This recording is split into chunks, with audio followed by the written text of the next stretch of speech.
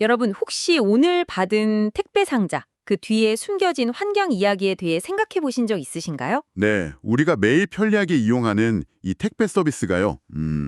사실은 지구 온난화와 생각보다 아주 깊은 관련이 있습니다. 좀 놀라운 사실이죠. 오늘은 바로 그 지점을 한번 깊게 파고 들여보려고 합니다. 여러분께서 공유해 주신 자료, 특히 물류와 운송산업, 탄소 배출량 측정 전문 기업, 글렉. 네, 글렉의 분석을 바탕으로 할 건데요. 네, 한국 물류산업, 그중에서도 특히 택배 분야의 ESG 아시죠? 환경사회의 지배구조. 이 ESG 현황과 앞으로의 과제들을 좀 심층적으로 살펴보겠습니다. 좋습니다. 그래서 이번 시간 목표는 우리가 매일 쓰는 이 배송 시스템이 환경에 미치는 영향을 좀 정확한 데이터로 알아보고 또 업계는 어떤 노력을 하고 있는지 앞으로 방향은 뭔지 함께 탐색해 보는 겁니다. 네, 편리함 뒤에 가려진 비용, 그리고 지속 가능한 미래를 위한 고민, 이런 것들을 좀 나눠보는 시간이 될 것 같습니다. 자, 그럼 먼저 문제의 심각성부터 좀 짚고 넘어가죠. 시작부터 숫자가 좀 충격적인데요. 2024년 전 세계 탄소 배출량 예상치가 무려 374억 톤. 374억 톤이요? 이게 작년 2023년보다도 0.8% 증가한 사상 최고치라는 전망입니다. 와, 전 세계적으로도 심각한데 그럼 우리나라 상황은 어떤가요? 자료 보면 더 심각하다고 나와 있던데요. 네, 맞아요. 2022년 기준으로 우리나라 국가 온실가스 총 배출량이 7억 2,430만 톤이었어요. 근데 이게 1990년이랑 비교하면요.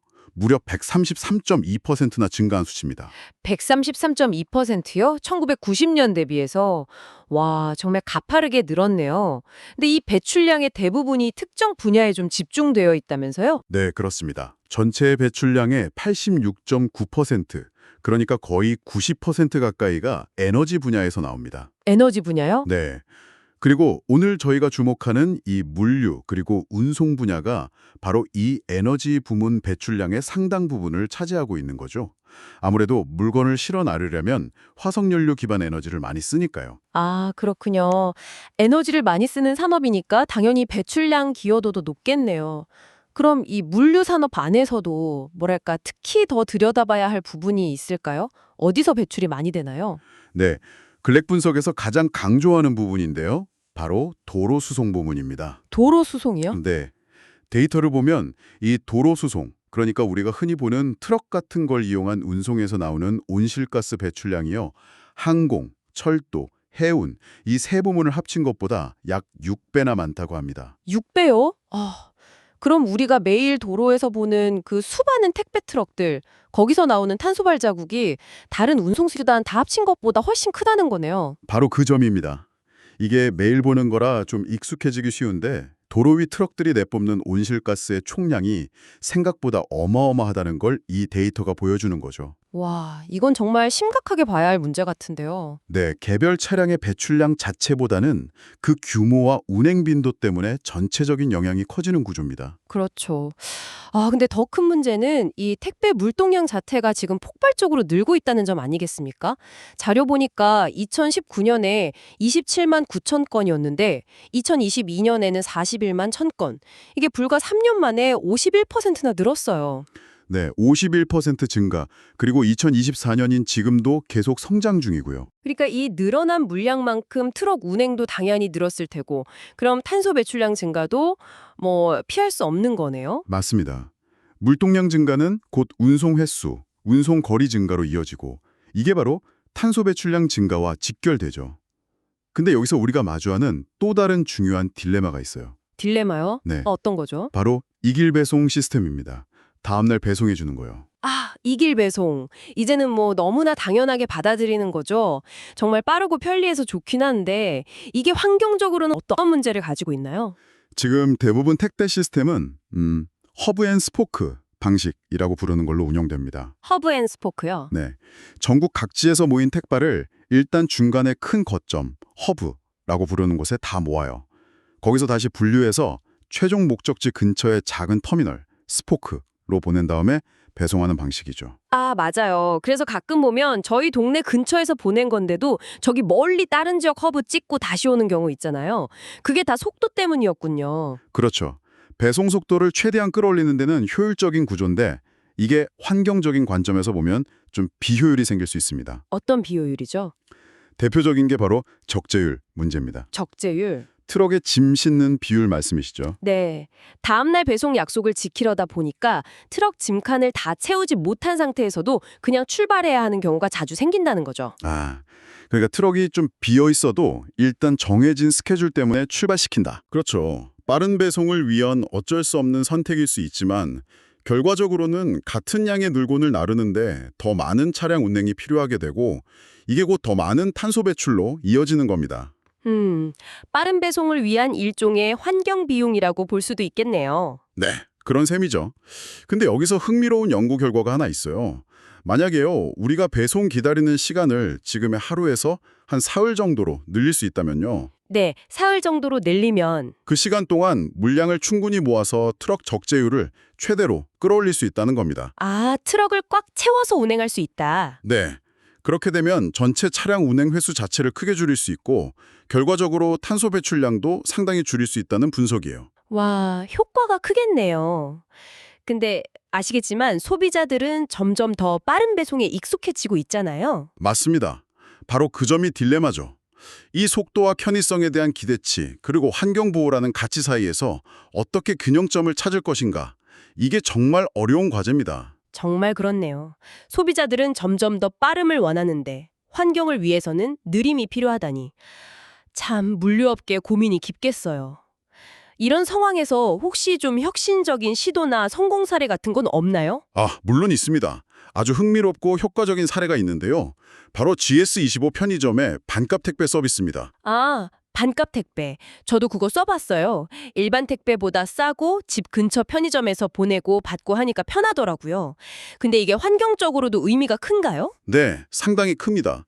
자료에 따르면 GS25가 이 반값 택배 서비스로 2022년 한 해에만 무려 250톤의 탄소 배출을 줄였다고 해요.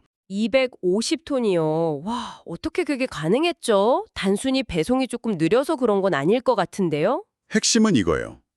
추가적인 택배 종용 차량을 운행하지 않았다는 점.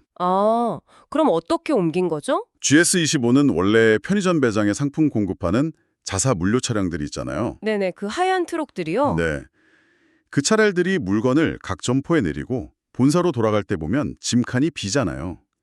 그 빈 공간, 이걸 유효 적재 공간이라고 하는데 이 공간을 활용해서 택배 물품을 같이 실어 나른 겁니다. 와, 이건 정말 발상의 전환인데요. 어차피 운행해야 하는 트럭의 빈 공간을 써서 새로운 서비스를 만들고 동시에 탄소 배출까지 줄였다니 대단한데요. 네, 여기서 우리가 얻을 수 있는 중요한 교훈은 꼭 엄청난 돈을 들여서 새로운 친환경 기술을 도입해야만 하는 건 아니라는 거예요.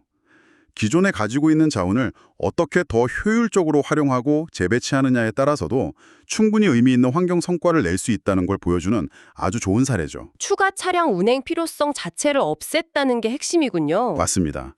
이런 창의적인 접근이 더 많이 필요해요. 정말 공감합니다. 기존 자원의 효율적 활용, 중요한 포인트네요. 자, 이런 긍정적인 움직임도 있는데 그럼 앞으로 물류산업, 특히 자료에서 2025년이 좀 중요한 해가 될 수 있다고 언급했던데 어떤 변화들이 예상되나요? 네, 2025년을 전후로 해서 몇 가지 주목할 만한 변화의 흐름들이 있습니다. 첫 번째는요. 주요 택배 기업들의 배송기사 근무 환경 개선 움직임이에요. 근무 환경 개선이요? 네, CJ 대한통운이나 쿠팡 같은 큰 회사들이 2025년부터 배송기사 주 5일 근무제를 본격적으로 도입하겠다고 발표했습니다. 배송기사님들 근무 여건이 좋아지는 건 사회적 측면에서 정말 환영할 만한 일이네요. 근데 이게 물류 운영이나 환경 측면에선 어떤 영향을 줄까요? 그렇죠. 일단 근무 시간이 줄어드는 거니까 기업 입장에서는 제한된 시간 안에 똑같거나 어쩌면 더 많은 물량을 처리해야 하는 과제가 생기는 거죠. 효율성을 더 높여야 하는 압박이 생기겠네요. 네, 필연적으로 물류 운영의 효율성을 지금보다 훨씬 더 높여야 한다는 압박으로 작용할 겁니다. 예를 들면 배송 경로 최적화라든지 자동화 기술 도입, 또 데이터 기반 운영 시스템 고도화 같은 것들이 더 빨라질 수 있겠죠. 그렇게 효율성이 높아지면 결과적으로 탄소 배출 감축에도 좀 긍정적인 영향이 있을 수 있겠군요. 네, 충분히 가능합니다. 그러니까 근무 환경 개선 요구가 오히려 기술 혁신이나 운영 효율화를 촉진하는 계기가 될 수도 있다는 거죠. 오, 흥미로운 연결이네요. 그럼 두 번째 변화는 뭔가요? 두 번째는 정부 차원에서 추진하는 공동배송 시스템의 확대입니다. 공동배송 시스템이요? 네. 국토교통부가 2024년부터 이미 시범 사업을 하고 있는데요. 물류 서비스 접근성이 좀 떨어지는 농어촌이나 도서상간 기업 같은 소위 물류 취약 지역을 중심으로요. 여러 택배사 물건을 한 차량에 모아서 같이 배송하는 방식이에요. 아, 여러 회사가 경쟁하는 게 아니라 특정 구간에서는 같이 협력해서 배송한다? 그렇죠. 일본에선 이미 이런 비슷한 시스템이 꽤 활성화되어 있는데 우리나라도 2025년에는 이 시범 사업 규모나 대상 지역이 더 확대될 걸로 보입니다. 이것도 중복되는 차량 운행을 줄이니까 탄소 배출 감축에 기여하겠네요. 정확합니다. 개별 회사 입장에서는 당장의 경쟁 우위를 좀 토기할 수도 있겠지만 산업 전체의 효율성이나 지속 가능성 측면에서는 분명 긍정적인 효과가 기대되죠. 그리고 마지막으로 주목할 변화는 빅 블러 현상의 심화입니다. 빅 블러, 경계가 흐려진다는 의미죠. 어떤 경계가 어떻게 흐려진다는 건가요? 네, 물류, 유통, 그리고 제조 산업 간의 경계가 점점 더 희미해지고 있다는 뜻입니다. 아, 예를 들어서 옛날에는 제조사가 물건 만들면 도매상 거쳐서 유통사가 팔고 물류사가 배송하고 이런 역할 분담이 꽤 명확했잖아요. 네, 그랬죠. 근데 이제는 쿠팡처럼 유통사가 자체 물류망을 크게 구축해서 배송까지 직접 하기도 하고 반대로 CJ 대한통운 같은 물류사가 이커머스 플랫폼을 운영하기도 하고요. 심지어 일부 제조사들은 자체 온라인몰 통해서 직접 판매하고 배송까지 책임지는 D2C 모델을 강화하고 있습니다. 아하. 그러니까 각자 영역을 막 넘나들면서 사업을 확장하고 통합하는 그런 추세군요. 이게 ESG 경영이랑은 어떤 관련이 있을까요? 이렇게 산업 간 경계가 허물어지고 공급망이 복잡하게 얽히면서요. 이제는 개별 기업 단위의 ESG 관리만으로는 좀 한계가 있다는 인식이 커지고 있어요. 어떤 점에서 한계가 있다는 거죠? 예를 들어 유통사가 아무리 친환경 배송 시스템을 갖추려고 노력해도 그 협력하는 제조사가 제품 생산 과정에서 환경오염을 막 유발한다면 전체 공급망의 지속 가능성은 낮아질 수밖에 없겠죠. 아, 그렇겠네요.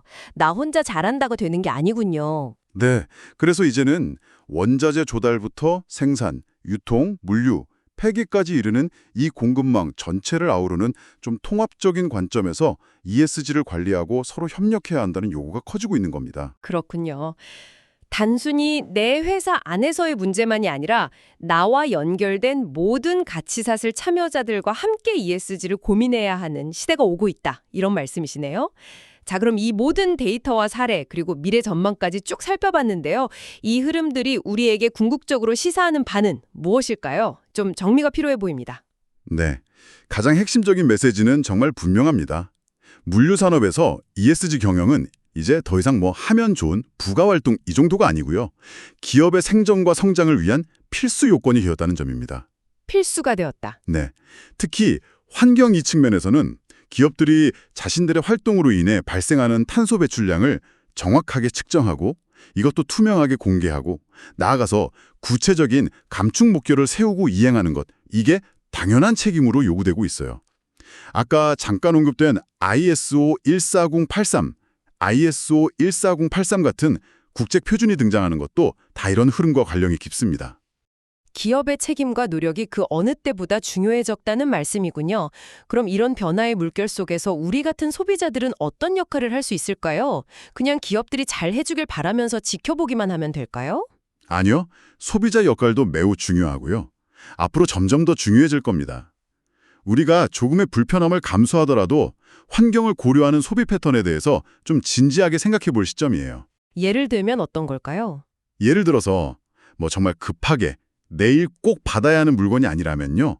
하루 이틀 정도 배송이 좀 늦어지더라도 탄소 배출량이 더 적은 친환경 배송 옵션 같은 게 만약 있다면 그걸 선택하는 걸 고려해 볼 수 있겠죠? 아, 친환경 배송 옵션. 네, 자료 말미에도 언급됐던 지구를 위한 작은 기다림이라는 표현처럼 우리 이런 작은 선택들이 모여서 의미 있는 변화를 만들 수 있습니다. 지구를 위한 작은 기다림.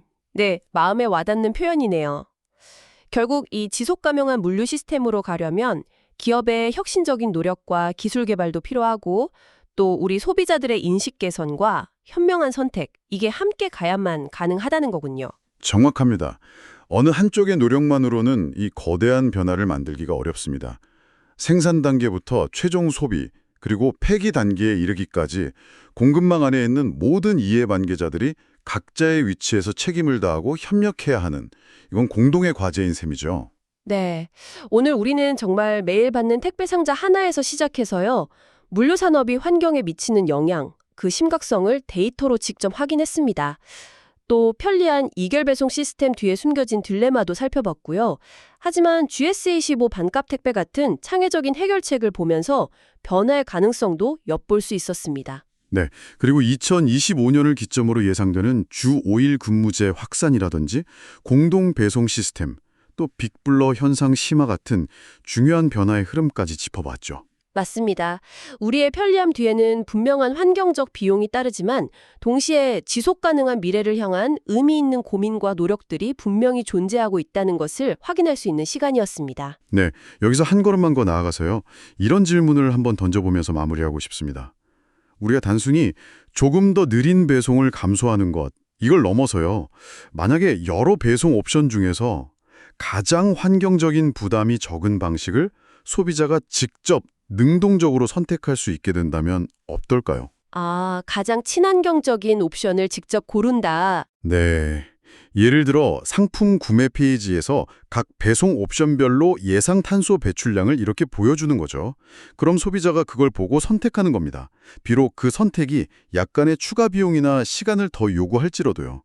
흥미로운 제안인데요. 우리의 이런 의식적인 선택들이 하나하나 모여서 하나의 강력한 신호가 된다면 물류산업 전체가 더욱 지속가능한 방향으로 나아가는데 어떤 긍정적인 촉매제 역할을 할 수 있을지 한번 각자 생각해 보시는 것도 의미 있는 시간이 될 것 같습니다.